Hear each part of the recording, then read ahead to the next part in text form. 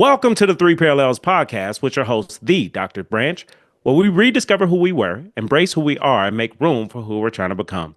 The content of this podcast is for informational, educational, and entertainment purposes only. The information shared, including any materials linked to this podcast, is not a substitute for professional advice, therapy, diagnosis, treatment from a physician, therapist, coach, or other qualified professional.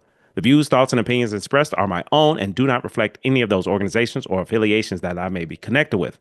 This podcast is designed for edutainment purposes, which is the blend of education and entertainment. Viewer and listener discretion is advised. Gator Talk. Gator Talk is the post-show Q&A session for the podcast.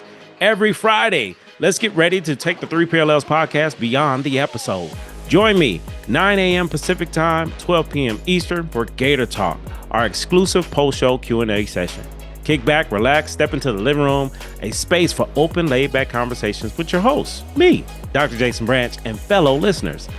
Let's break it all down together, what resonated, what hit home, and what's shifting in your journey from who you were to who you are and who you are becoming. It's real, it's raw, it's Gator Talk. Don't just listen, join the conversation. See you Friday. The Gator Scales Journal. It's game time. The Three Parallels podcast just leveled up with a powerful new resource for your journey and transformation. Introducing the Gator Scales Journal, your personal guide to shifting you from who you were to embracing who you are and to recognize who you are becoming. This isn't just a journal, it's a game changer for your growth, mindset, and evolution. Click the link to order your copy today or check it out on Amazon. Take ownership of your progress and don't forget to subscribe, share, like, and comment. Let's get to work, baby Gators. Are you stuck in the trunk of your own car, watching life pass you by? It's time to slide into the driver's seat with a licensed therapist as your co-pilot. Whether it's your first time in therapy, you need a push for growth, or you finally ready to invest in your mental wellness, I got you. With over 20 years of experience, I help people move from who they were to embrace who they are and make room for who they're trying to become. Therapy with me is real, raw, intentional, authentic, and of course, hilarious. Let's break some cycles together, shift your mindset, and unlock your best self. I'm on the passenger side messing with the radio, holding the map up, and we're going wherever you would like to go. Give us a call today at 404-436-2540 or shoot me a text to book your free consultation. Check us out on the web at www.drjbranch.com. Look forward to connecting with you. Have a great day. Welcome back. Welcome back. We got another hot episode fresh off the press. And I'm telling you, this next guest, prepare yourself. Brace yourself, because I don't know what she's going to say. I don't know where we're going to go. I don't know what we're going to do. And I'm okay with it because this person happens to be or used to be a student of mine. She's in the counseling program working on getting her master's in clinical mental health counseling, wants to become an entrepreneur. Already an entrepreneur, and wants to develop and grow in new and different ways related to this helping profession. This woman has a kind soul, a genuine heart, authentic, transparent, smart as all get out, just knows a lot about a lot of stuff. Now, there's some people that know a little bit about a lot. She knows a lot about a lot. So I want to give you an opportunity to meet who I've been blessed to connect with over the years, and just so you can get an idea and sense of this being. Ladies and gentlemen, friends, family, dogs, cats, chickens, elderly people, and twerkers, whoever you are listening right now, I would like to introduce to you today, Miss Nan Wang. Welcome to the show. Thank you so much, Dr. Branch. That's quite an introduction. I'm not sure if I can live up to the title, but it's very kind of you to say that. Absolutely. You're living up to it. You don't have to live up to anything you already living to. So I want to dive in, and we ain't gonna waste no time, because before the show, we just started a conversation. I just want to continue the conversation wherever you were about to go. Let's just go there, and then we'll go where we're supposed to go from there. But the question or the thought that came up was about what goes on behind closed doors. So tell us what's coming up for you. Yeah, no, it's really interesting that we were talking about that, because I was just about to say that what you're doing in terms of having a podcast, having people talk about their life stories is, something that I've always been interested in, kind of understanding how people think, what they do when you don't see it, because you can never really live in anybody else's shoes, unfortunately. And so even kind of small situations, like I remember being at a hotel once, and It was very, very interesting place and lots of servers there. And the staff, they were talking amongst themselves and seemed like they were having a great conversation. I wish I could be a fly on the wall just to listen to what it is that they were talking, because they're talking about the guest, 100%, right? Like they're guests. They don't like us. I I get it. Um, but I want to know kind of how they think about things. What is their operation like? What is their life like? Where do they go after their jobs? Mm, Yeah, it just kind of more, and this may be why on YouTube, those day in a life videos, yeah. especially of chefs, is kind of the content that I always get, Uh-huh. are so popular because you do kind of just go through a day in the life of somebody else. And I feel like the more we can see that of other professions or just people's lives in general, of how they do housekeeping, of what a firefighter's life like, whatever it might be. I personally find that really interesting, and I feel like as a society, maybe we can develop a little bit more empathy and understanding uh, just through that exposure. So Mm. So I'm blessed to be asked, I guess, to be yeah, talking so let about me ask, something as well. let's go a little further. Where did this curiosity come from? Because a lot of people never think about somebody else and their lived experience and what's behind the scenes and job. And like, you're a deep thinker. I told y'all listeners at the top who we was dealing with. So you're a deep thinker. How did you develop this sense of curiosity to even consider other people in their lives? I Maybe I'm just very ignorant. I think everyone thinks like me. Okay. I feel Okay. like I don't know. I think everybody has a natural curiosity about other people. I would imagine that's part of human nature. Otherwise, how do we socialize? Or how does Hmm. socialization and the process of socialization even get to where it is now? Um, but I would also imagine that life tends to get in the way of a lot of those ideas and thoughts. Um, and we get smacked down along the way to have to focus on ourselves more because Mhm. survival also is quite tough Yeah. in many countries and many societies. And so, yeah, I don't know. Yeah. But I would imagine that we have more that's similar than different. Hmm. I would agree with you 100%. Mm. And what I'm agreeing with is our innate ability, natural desire of curiosity. And that's, I mean, I have two small children. They're very curious. So I Mm-hmm. agree with you 100%. And the reason we stop becoming curious is life. You know, it could be our upbringing, our background, parents, guardians, whomever told us not to be curious or not to ask questions or don't talk back or Mm-hmm. whatever the case. Mm-hmm. And then life and jobs and people and family and friends and partnerships. You're absolutely right. And I'm thankful that you haven't lost your curiosity. So how have you lived through all of this life in so many different ways and still this curious? I think maybe this profession is really helpful in that respect, which is part of the reason why I wanted to change professions and go into mental health in general, because it's kind of a carte blanche to think about people Mhm. and think about the lives that they lead and the steps that they've taken to get to where they are, similar to what you're doing. Uh, and I'm lucky in a lot of ways to be able to do that, to have an interest in something and actually pursue it without a lot of constraint. And Mhm. I imagine, I was just talking to a client the other day, and oh my gosh, he's only 15 years old. He's thinking about becoming a lawyer. He knows what law school he wants to go to. And I was like, oh, so you're really interested in this profession. And he's like, yeah, but if I could, I would be an artist. But Mhm. that doesn't pay the bill. So I'm gonna be a lawyer because it's at least within the realm of humanities, and therefore it's a nice in between. And I admire a young man who is practical and who knows his responsibilities and is willing to make those sacrifices to get there. But so I acknowledge that it's a very privileged position to do something that you are interested in, to get paid, hopefully at a certain point for it, and then have the support around you, and have it be something that society needs. All those things aligning, I think there's a Japanese term for it. All of those things aligning is really hard. we would all be very lucky to have maybe one or two of those things. Yeah, And so I consider you and I sitting here to be very lucky individuals. I would agree. I would agree 100%. Mm. So you mentioned, second career. This is another career going into this profession.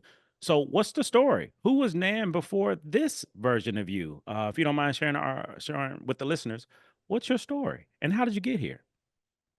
Yeah, I guess I kind of resonated with that client a lot in choosing career paths that were more practical than anything else. Without being too long-winded, I went into business school for my bachelor's. Main reason because my best friend wanted to go into that program. So I was like, let's go together. That was it. Never thought twice about it. Didn't know what it was really. What is business? I still don't know, I don't think. Uh, and then after I graduated, I did professional services for most of my career. So I did market research for a while. And then I've always had an interest in working in the development field. So I went to live in El Salvador for a year to do a development project, came back. Sorry, I'm from Canada. And then afterwards, I went to the UK to do my master's in economic policy. I was a master's in public administration, but I focused on economic policy. I had dreams, Hmm. Branch. I had very different dreams about what I wanted to do. I wanted to make more systemic changes, more macro changes. It was really hard to think about my life and the tiny amount of differences I was making when there were so many issues going on in the world. Hmm. And so that was the ambition at that time. And then I graduated from from London in the UK, and then realized I could not survive working for an NGO. So I ended up going into consulting, which I mean I was quite lucky as well in that job because I don't think I was ever really all that qualified, but they they had a lot of clients. The firm I was working at had a lot of clients in the education field. So we worked with the Department of Education. We actually had quite a close connection with the government. And so that, the public arena, I was able to do a little bit of work with the Hmm. government, which I appreciated compared to all private sector work, if you will. Hmm. Um, so in that job, we worked with a lot of private equity firms, helping them buy and sell companies, uh, which we can get into that, but that's a whole separate conversation. For a few years, and then I burned out really badly in that environment. I never felt like it clicked. I don't think I was as effective as I could have been. And then that's when I really started looking at mental health because at that Hmm. time I was also drinking a lot. It's part of the culture to drink a lot, but I think it was way over what was a healthy recommended amount. And it Hmm. was a main kind of way that I coped. And then from there, I just kind of never really looked back. It was the field that I felt the most comfortable in, and a place where I felt like I could make kind of micro and macro change. Hmm. Uh, I love the flexibility of it, and I love the breadth of it. Yeah. Mental health and well-being is such a big field, and Yeah. it keeps evolving and it keeps growing. Um, and so at the time, I started a startup that was really focused on helping employees of corporations find their footing. The use case especially was at 2 or 3 a.m. You're at the company, you don't have HR with you don't have support with you, but you still have a lot of work to do, and you're just really, really stressed and devastated in that moment. What do you do? Where do you go? Hmm. And so we built a kind of a signpost tool that's supposed to sit on your desktop and direct you to resources and support that at that moment. So it's very much a kind of on-demand support. And Hmm. that was a long time ago. I think the technology today actually suits that type of um, use case a lot better. But at the Yeah. time, we didn't have. I mean, it was just me and a developer. She was wonderful, but we were trying to train our chatbot certain it's just that the technology is just so much better now than it was. And so um I think, but that process, I learned a lot through that process, and it also made me realize this is the field that I'm supposed to be in. Wow. uh Yeah, I'll pause there. Okay, so yeah, Sorry. you're such a therapist. I love it. So so I'm curious. It's a couple things that stood out. I want to dive into. First, you mentioned I had big goals and dreams related to this business world, and then there seemed to be a shift that happened. And it sounds like you had an idea of what the business world was that didn't align with the reality of what it was. That's the first piece. Second piece relates to um, it sounds like because of your experience in the business world and competitive fatigue and burnout, sounds like, you just was doing a lot and just ran out. And once you ran out, you started to learn about your mental health, mental wellness. And that sounds like it led you into this profession. Is that accurate? And we'll love to hear your thoughts about it. Yeah, I guess one through line about my life is maybe a lack of clarity. I've never fit into any particular archetype. Hmm. I was someone who had dreams about making positive changes in our society, especially for the less fortunate, because I didn't come from money. I came from a communist country where everybody was equal. And so I brought those values with me actually to everywhere else, everywhere else I lived in. Um, and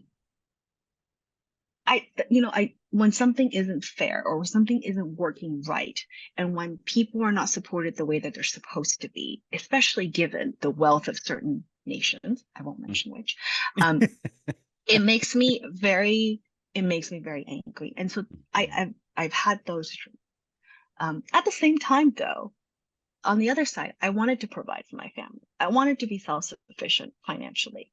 And so all those, it's constant. It was a constant battle in my head about what I should be doing.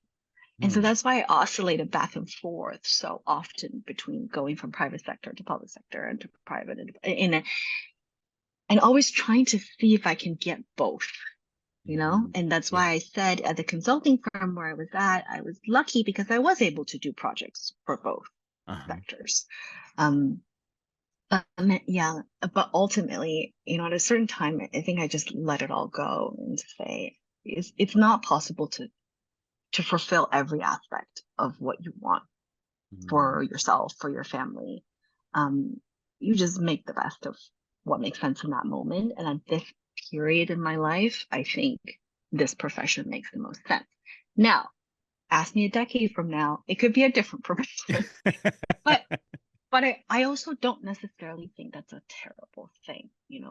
We come from the previous generation, I believe, is all about one career, one path, your whole life, and this is what you do. And there's something really beautiful in that. We were just in Japan recently, and you see these kind of old, let's say, sushi chefs or unagi chefs that have been doing the same thing for decades and decades and decades, and they have not changed. They have not veered from their original ambition and dream. There's something really beautiful and admirable in that level of dedication and commitment to a craft.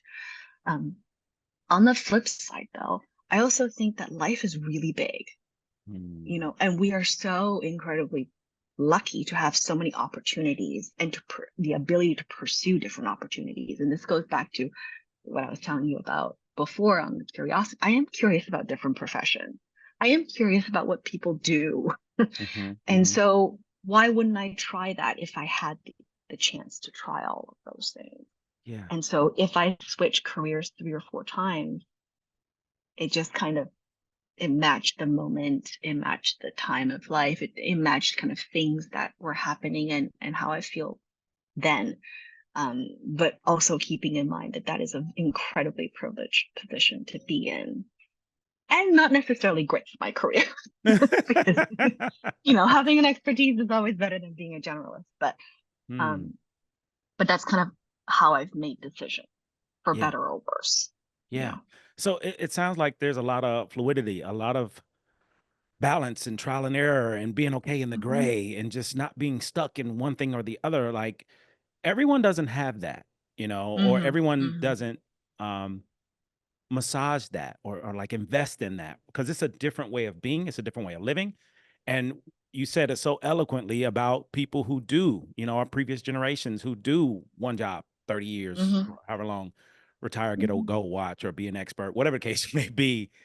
Like you didn't allow that historical perspective to taint your view of how you choose to live your life, which sounds very um, independent, independent thinker, feeler, liver. Like you live based on your own rules, is what it sounds like. And how did you get here? How did you go from, you know, I'm this person, this student, being surrounded by these things, and I'm choosing to do things in a new and different way, and I'm okay with it? Mm. Well, thanks for asking the question. I don't think I've really, again, thought about that specifically. I will say my mom, I don't know how people remember their childhoods, Mhm. whether they actually have those memories or whether it's informed by pictures or stories that are told to you by others, and it's actually not their own narrative, but by somebody else's. Well, my mom had a lot of stories about me when I was younger, and I don't remember this, but she always said that my grandfather, when I was about like 3 or 4 years old, my grandfather used to tell her. And so, sorry, the backstory is my parents lived in Japan for a couple years when I was, I think, 4 to 6. Mhm. And so I lived with my grandparents at the time. And when they came back, my grandfather told my mom, she has a lot of her own ideas. Don't Mhm. kill it, Wow. Wow. which is really hard. I think it's a very um, it's quite rare from what I understand, especially of that generation, to respect children's random thoughts, feelings, ideas that well. And in our household, there are so many debates all the time. We were always debating, we were always talking about um and you take the smallest thing and we would just make a debate out of it. I don't think it was contentious. It might sound contentious to other people, but for us, it was always like an open space to express our ideas. And so I feel like the, certain people maybe within the family set the tone for allowing that to happen. And therefore, it's not like I don't question myself. I question myself all the time, constantly doubt myself. But um, yeah, I do have strong ideas as well. Yeah. So it sounds like, the old version, who you once were, you were provided with an environment to think, to ask questions, to debate, to discuss. It wasn't, your child stay in a child's place. If you have an opinion, I'll give you one. Which is that was my upbringing. But for you, it Mm-hmm. sounds like it was just open to be who you are and to get different perspectives and talk about them. That's Mm-hmm. definitely a privilege. That's definitely Right. that's definitely a privilege. That's huge. Yeah. And especially for our culture too. I don't know when you think about your upbringing, whether it was a cultural thing or whether it's specific or your family culture or, societal culture or but being Asian, that was kind of unheard of. Even our education system was very authoritative. It's very top down. It's very do as you're told, and you really can't question authority in any real way. So I feel like my family was quite. I won the lottery and kind of being born in that family. Not to say that this is the right way of being. I just think it worked for me.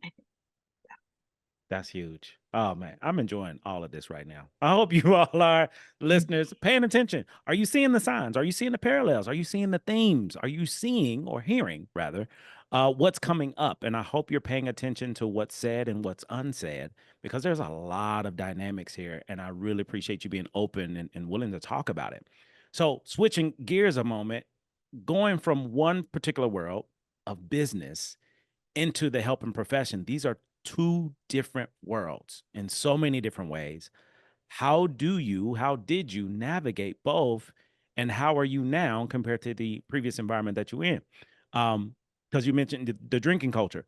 That's also a culture on the helping professional side, but in different ways than on the Hmm. business side. So I'd love to hear your perspective on navigating two different worlds.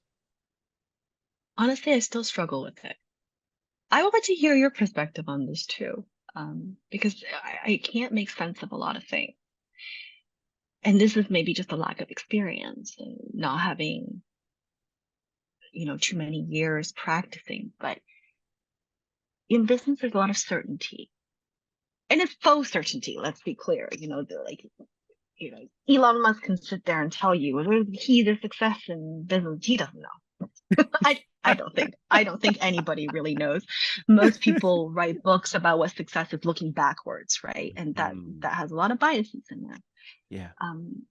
But but working day to day in those environments, I felt like there was a path.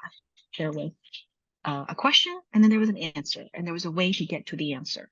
Yeah. And that process is quite formulaic, depending obviously on what you do. I think as an entrepreneur, those are very different things. But Yeah. if you work in a corporation, marketing, there's certain job description associated with that. In finance, there's definitely a lot of certainty in the numbers. In our profession, it is, like you say, gray. There is a huge variance in style, in personality, in approach. And I don't know. I struggle with it because I don't know what the benchmark is. And you and I have talked about this. I don't know what is a gold standard. I don't know what is best practice. And those are words that you would use in a corporate job. And living with that type of uh, you know, uncertainty can be a little bit stressful, because it's also hard to know whether it's something you're doing or it's just part of the profession. Yeah, it's difficult. I don't Okay. know. I'd love to hear your thoughts on it. Okay. Well, I don't mind sharing. So, for me, I started in the helping profession first, and then I then transitioned to corporate, and then from corporate back into the helping profession. And what I've learned about navigating the two is there are two different cultures. There are two different entities, two different aspects. So therefore, I'm the same, but I'm going into two different environments. So how I viewed it is, the best way I can describe it, say for instance, if I'm preparing to go to a golf match versus a NCAA college football game, two different worlds. How I dress, what I say, what I do, the whole is different. So I'm still me authentically, but I had to cater, or I chose to cater to the event or environment that I was in. Just like it's not likely you're going to wear the same thing to a college football game that you would wear to a golf match. It's just not likely. You can if you want some attention, but for the most part, it's not likely to do that. So for me, how I navigated, I had to understand the environment that I was in. And because of my lived experience and background, I knew this wasn't the helping profession. I knew people really didn't give a shit about me personally, professionally. It was more of a transactional relationship that I Hmm. experienced corporate versus a relational experience where people in the helping profession, I've learned more often than not, people really care more about the person than just the job position or title. So that was my experience. I understood the two worlds, and I found a way to infiltrate both because it's me. I can be in any environment because I have to determine what the environment is and how do I fit in it. Now, over time, I can only wear the mask so long. If I enjoy college football games, I'm not going to spend a lot of time at the golf course. So I recognize, listen, I'm a football fan. Y'all can chase this little white ball all day, but I'm a football fan. This is where I belong. There's beer, there's liquor, there's plenty to drink and eat. I can make a lot of noise because I'm loud. This is my arena. So I had to decide because the arenas do not change. We do. So I had to decide, hey, this is a better fit for me. Fortunately for me, I've already been there before. So now that I'm coming back, I'm going to come back better, different, because I had the experience of corporate. So that's how I've navigated both worlds, and I can mix and mingle in both. I prefer this. I prefer this over corporate any day. Now, I'm still connected to corporate in a lot of different ways, but because academia is corporate, whether we want to admit to it or not. So I'm still working in academia, which is corporate, but it's a different level of corporate or capitalism, just depends on who you ask. So for me, it's being able to identify with who I am at the time and what environment that I choose to be in, which you touched on a bit, where this roller coaster of life, you've been different people doing different things, and now in this new environment, it's like, okay, what am I supposed to do now? There is no, you know, org structure because it doesn't exist until I create it. And that's really difficult to be in the world of living in when you come from a different structure that has everything like outlined. In addition, I do want to put an asterisk in there, even though it may seem black and white corporate, climb the ladder, you do all these different things. Corporate is ran by people that have their own personalities, their own crap, their own stuff. So a lot of times you can follow the yellow brick road and follow this criteria and still don't get to where you're trying to go because of peopling. And one thing I learned about people, you cannot stop people from peopling. And in the corporate environment, I saw a lot of people peopling and I had a hard time with it. So that's my take on it. I hope that kind of helps. It's so interesting. As you were talking, I was thinking about kind of your presence in class as well when you taught at Fullerton. It's this idea of fitting into the environment, adjusting yourself to fit to the environment, to the arena. Yeah. Which is such an important, I feel like it's also quite an important skill. Now, at a certain point, it becomes your choice to walk away from that because, Yes. like you said, they wasn't for you. Mm-hmm. But you now have the confidence to say, I was able to do it. You develop the confidence that I was able to adapt to that, Yeah. which is, I feel like that's kind of how you build resilience as well, is to, it might not be super comfortable, but you learn to fit into the environment, and it the responsibility, it is incumbent on you to fit to the environment rather than to expect it to happen the other Yes. way around for you. That's huge. Yes, absolutely. You And I would agree 100%. It did give me confidence because for me and just my experience, a lot of people have this desire to go corporate, to do corporate. I don't want to work on Wall Street and I want to do this and that. And it's all great based off of how it sounds and what you think about it until you're in it. And I don't know anything in life that's exactly how you imagine it to be.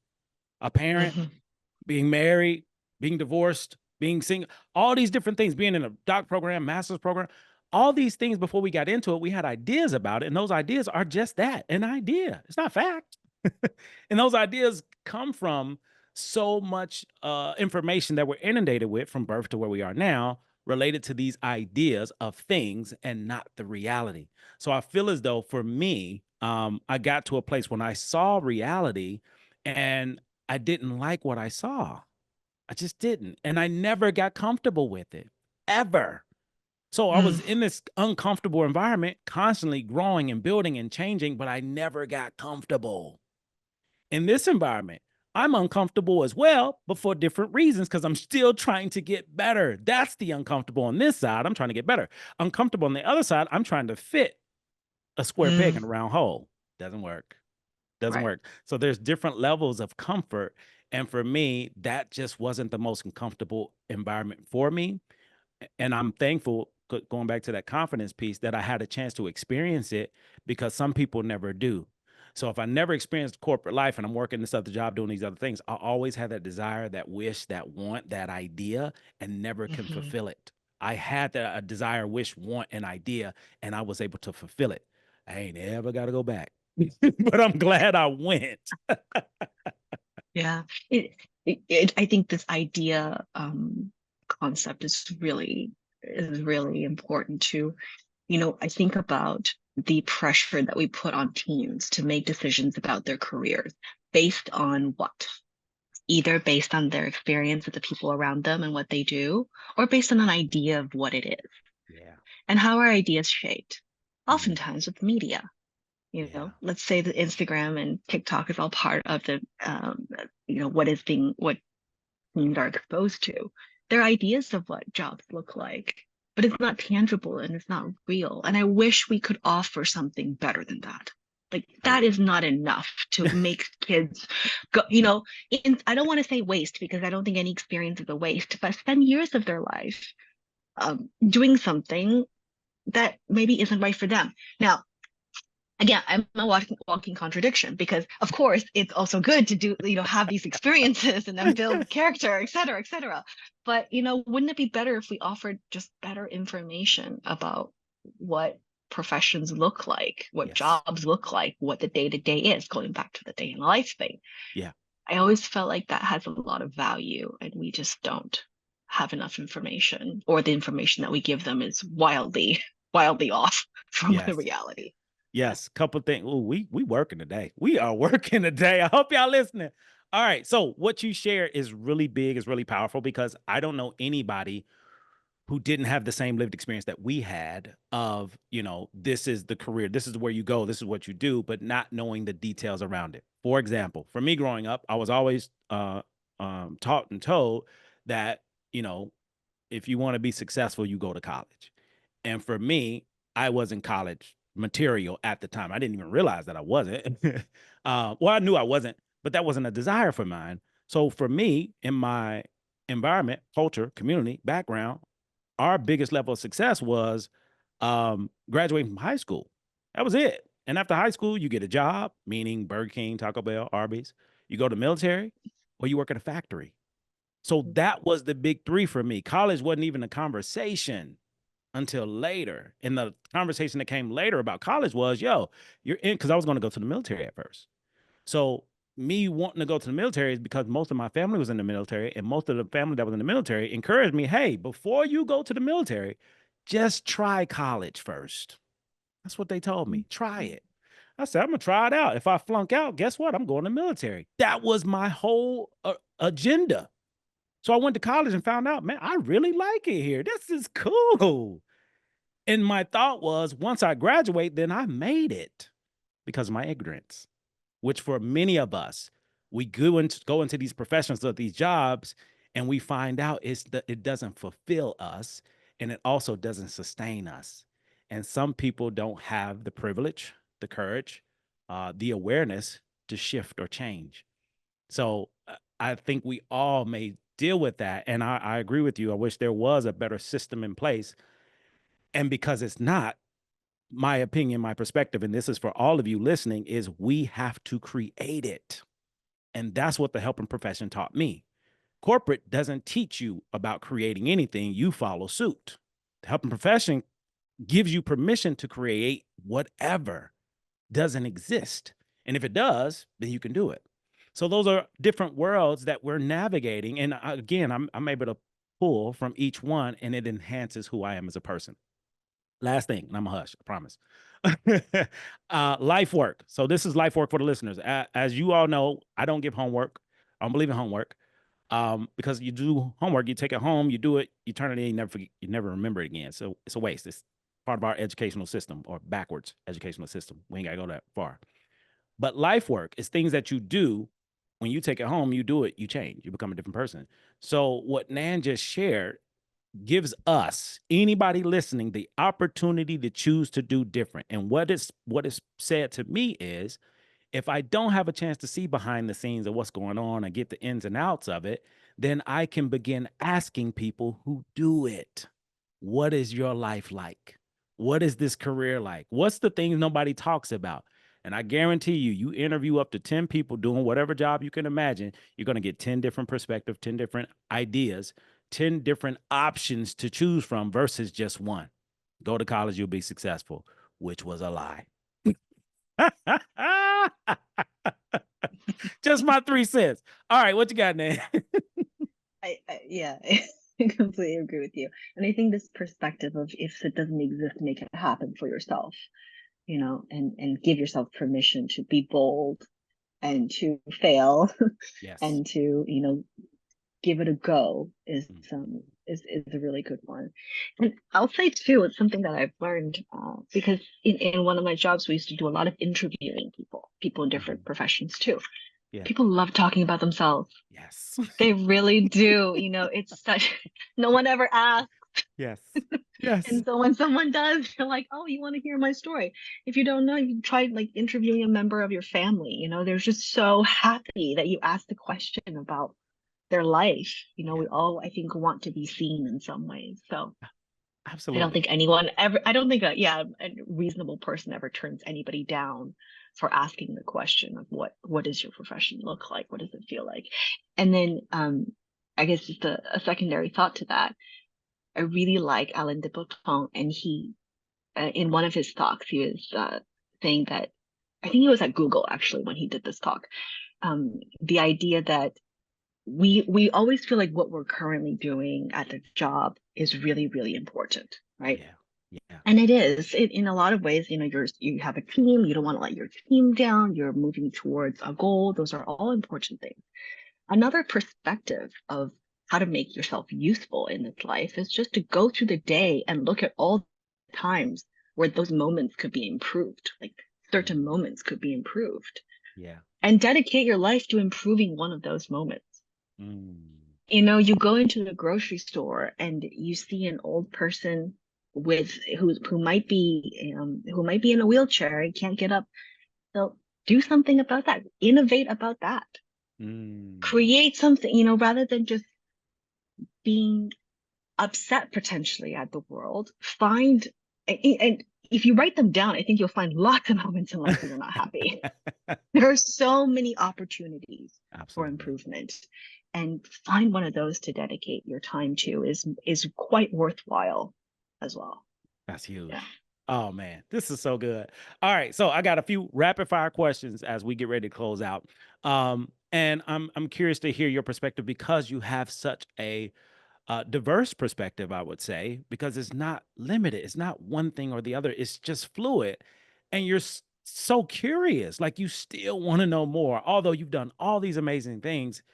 It's still like, yeah, I did that, but what else is out here? What else can I do? What else can I experience or explore?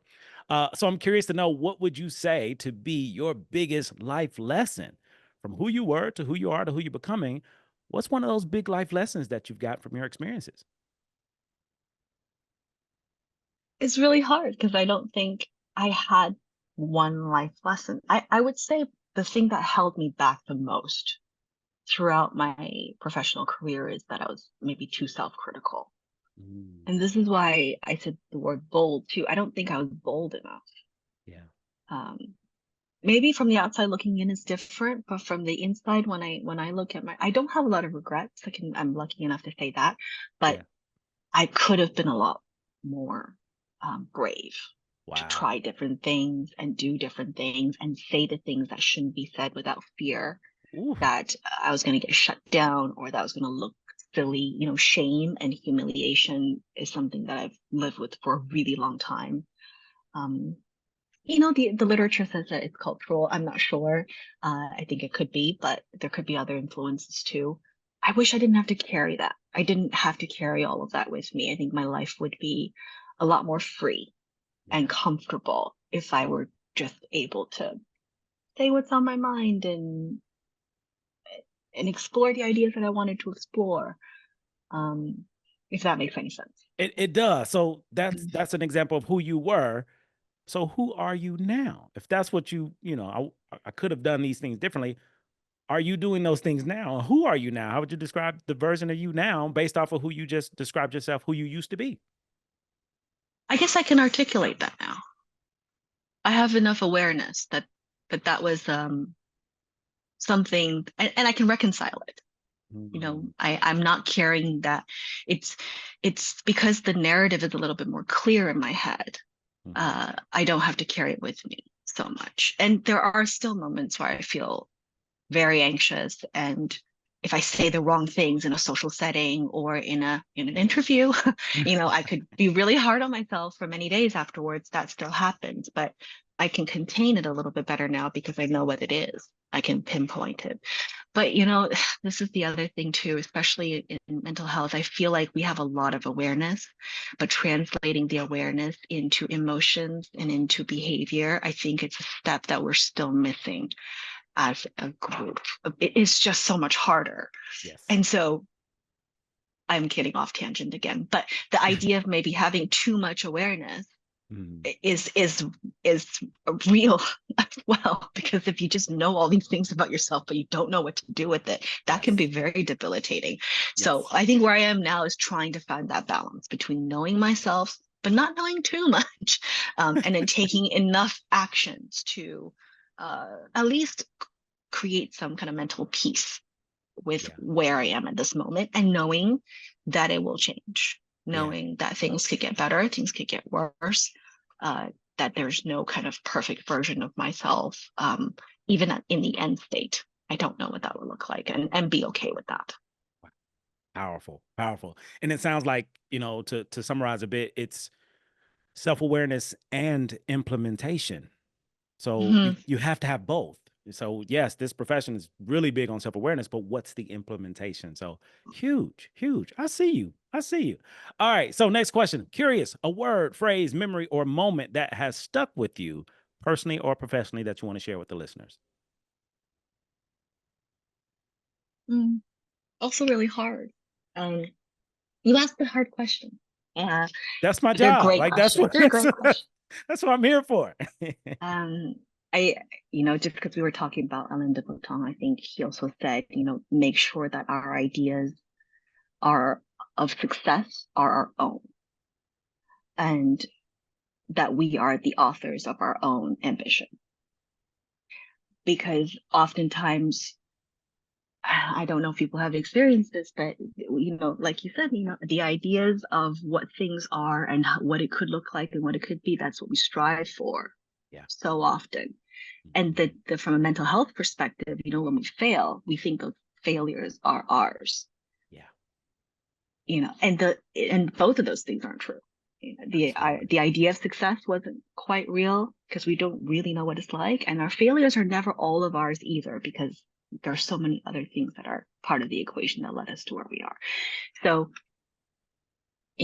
we're always working with imperfect information, but like you said, gather as much information as possible so that we can design our own path and design our own day-to-day life, not the idea of what our life is, but to design our day-to-day life. That, I think, is a much stronger contributor to our well-being and happiness than what is happening, I guess, cognitively in terms of thinking about what our life would be. Absolutely. Listeners, listen, y'all gonna keep getting hit in the head with this honey bun because Nan is dropping gems, okay? Dropping gems. I love all of it. And it gives perspective. It gives a perspective of how we can choose to live life differently. And it sounds like your lived experiences, background, culture, upbringing has given you all of this to get here. And I can't imagine where you're going to be. I'm thinking third career may be in philosophy or something. I can see you doing that I wish. and being a chef and being so many other things because we can if we choose to. So I'm curious, interesting fact about Nan that people don't know. I guess nobody really knows me, so I guess various things could be interesting. I guess I'm a critic, but I'm an optimist at the same time. Mm, So the difference there is that I'm not cynical. I can be mhm. critical without being cynical, if that makes sense. Okay, could you give us an example? Throughout the day, I get really angry about a lot of things. My partner knows this. He is really tired of listening to me. So I'm glad I can share this with you and alleviate some of his burden. Uh, but I always think that there's a way through. I always think that there is a fix for this, and it shouldn't be this hard. I say that all the time. It shouldn't be this hard. Like there should be lots of fixes that we can implement. Um, Even though there are a lot of issues in our lives with our society, Mhm. but they're all fixable. We can get a little bit better. We can get 10% better at each of those things. And I never lose hope in that. Yeah, So, yeah, I agree with that 100%. I mhm. 100%, 100%. And I feel as though this is me processing in real time that the problems and the solutions to the problems are often missed, very similarly to why people stop being curious. Mm, I feel like there's a parallel there. Well, three that's parallels, interesting. but I feel like there's a parallel. Like, curiosity is covered by so many other layers of stuff, just like solutions to problems are covered by so many different levels, areas of stuff. It prevents us from being able to do the simple things. Curiosity is the simple things. Problems and solutions to the problem is the simple things, but it's everything else around it that prevents it from happening. Just my three. There's a lot of noise. Yeah. Hmm. Yes. Yes. And we can't do the small things. Ah. Oh. Whew. Okay. Last question. Keepsake. life work. If you were to give some life work to the listeners, if you were to give a keepsake, something that you use, something you've heard, something that works for you, that you want to share to the audience, maybe to help them, what would that life work be that you want to offer? I guess along the same lines, but maybe told in a different way. Just make some calls. Mm. I know it sounds strange. It was a piece of advice that my manager gave me when I was working. She was like, just make some calls. You know, I had a really hard time putting my stamp on certain things, coming to an absolute conclusion, being certain of a number, of a decision, of an outcome. She's like, just make some calls. You know, you're not going to be 100% right. You're not going to be 100% wrong. Just make a call and then we'll go from there. I feel like not making decision is much worse than making the wrong one. So I think in everything, in all the decisions that people make in their life, especially when it comes to their career, I think you kind of just have to make a call sometimes. Wow. And it could go either way, but human beings are also really good at making sense out of things. So we can't really go wrong. That's huge. And I hope you all are paying attention to the nuggets, the gems, because how you ended this conversation is exactly how you and I connected. It wasn't a phone call, it was a conversation. Hey, I need to pick your brain. That's how our relationship developed. I need to talk to you. I got some things going on. I could use some whatever you got. I could use it. So you're ending exactly how our connection began, by asking questions, by picking up the phone, by making time, by making yourself available to get someone's perspective or lived experience or idea to help you navigate how you want to move in life. It's huge. Full circle. Full circle. I don't believe in coincidences. I don't think anything is a coincidence. Everything happens for a reason, whether I'm paying attention to it or not. There's a reason that you're here now. There's a reason that we're talking now. And there's a reason to all of you that's listening that you're right here, right now, in real time, listening to this episode and getting things to help you at least make a phone call, because that's your life work for this week. So, Nan, if people want to reach out, they want to talk to you, they want to connect with you, they want to pick your brain, they want to take you to lunch, give you some coffee, whatever, if they want to be on your team, how can anybody get in touch with you? I'm not big on social media, so it's actually kind of hard. And then if you search Nan Wang on LinkedIn, you'll find some ping pong players. You'll see a lot of Chinese people. And so that's probably not easy to find me either. But I work with a private practice right now called Connection, KINNECTION.co. We work a lot with children and making sure that children are supported, not just from a mental health perspective, but their entire well-being, covering all the ranges of the different aspects of children actually and teens life that need to be covered, and taking that holistic approach, because I do think that part is missing. But that's probably the easiest way to get in touch with me. Any of those emails on the site will be fine. Thank you for sharing. Thank you for sharing. This is another amazing episode of the Three Parallels podcast with your host, me, the one and only Dr. Jason Branch, where we discuss who we were, who we are, and who we are becoming. I hope this podcast episode has been helpful for you, to help you dive in to figure out who you are instead of living in the world of who you once were. That version of you is dead and gone, and the only thing left is a ghost. Hashtag Patrick Swayze. Hashtag Casper. Hashtag any other ghost you can think of. So I need you to be present in who you actually are to make room for your better self who's on the way when you get out the way. Have a great day. Much love. Peace.